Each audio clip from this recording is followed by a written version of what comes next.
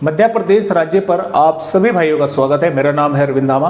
देखिए दोस्तों, मध्य प्रदेश का जो तापमान है वो लगातार बढ़ रहा है और अब बारिश होने की संभावनाएं मध्य प्रदेश के कुछ इलाकों पर नजर आ रही है। और ये जो बारिश की गतिविधियां हैं ये लगातार ऐसा नहीं है कि कंटिन्यू चलेंगी, लेकिन 15 और 16 में कुछ भागों पर होगी, कभी उत्तरी भागों पर, कभी दक्षिणी भागों पर, कभी पूर्वी भागों पर, इस तरह से अलग अलग भागों पर बारिश होने की संभावनाएं बनेगी मेघ गर्जना के साथ। और ये जो स्थिति है ये लगभग 2-3 अप्रैल तक हमें नजर आ रही है कि कभी बारिश हो गई, कभी धूप निकल गई, कभी फिर तेज हवाएं चली, कभी फिर बादल आ गए, क्योंकि लगातार जो पश्चिम विक्षोभ है वो पहाड़ी राज्यों पर आते रहेंगे और इधर से जो बंगाल की खाड़ी से जो मॉइस्चर है वो मध्य प्रदेश के कुछ इलाकों पर पहुंचता रहेगा, जिसके कारण ये जो संभावनाएं हैं ये हमें नजर आ रही है।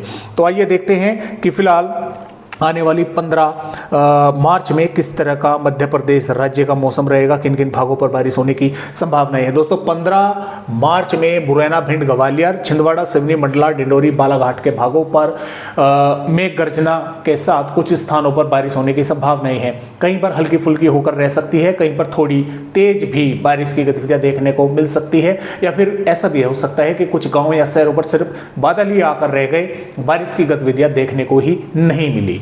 और इसके अलावा देखिए तेज हवाओं की भी चेतावनी है छिंदवाड़ा, सिवनी, बालाघाट, मंडला, डिंडोरी, अनूपपुर, ग्वालियर, भिंड, मुरैना के भागों पर।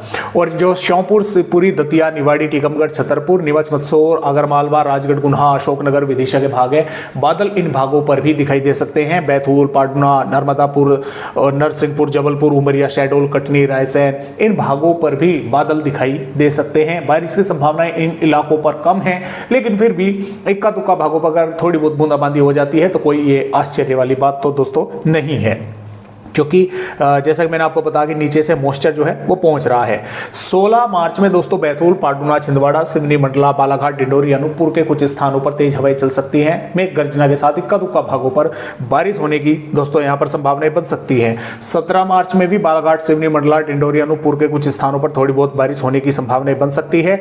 18 मार्च में श्योपुर, मुरैना, भिंड, ग्वालियर, छिंदवाड़ा, पाटना, सिवनी, मंडला, डिंडोरी, अनूपपुर, बालाघाट, शहडोल के कुछ स्थानों पर बारिश होने की संभावनाएं रहेगी। यहां पर इंजॉय उत्तरी भाग है, इन भागों पर तो चाहे 15 मार्च हो, 16 मार्च हो या फिर 18-19 मार्च हो, यहां पर तो पश्चिम विक्षोभ के कारण बारिश होने की संभावनाएं हैं। और जो ये दक्षिणी पूर्वी भाग है दोस्तों, यहां पर जो बंगाल की खाड़ी का मॉइस्चर आएगा उसके कारण यहां पर नमी बढ़ेगी, इन भागों पर इस कारण बारिश होने की संभावनाएं रहेगी।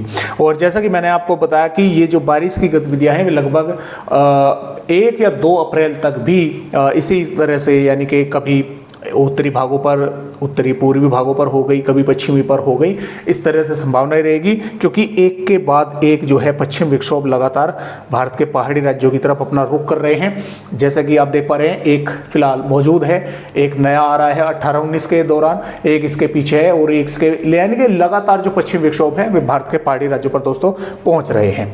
तो आज की वीडियो में दोस्तों बस इतनी ही जानकारी। एक नए अपडेट के साथ मध्य प्रदेश भाइयों से फिर मिलूंगा, तब तक के लिए सभी दोस्तों को मेरा नमस्कार।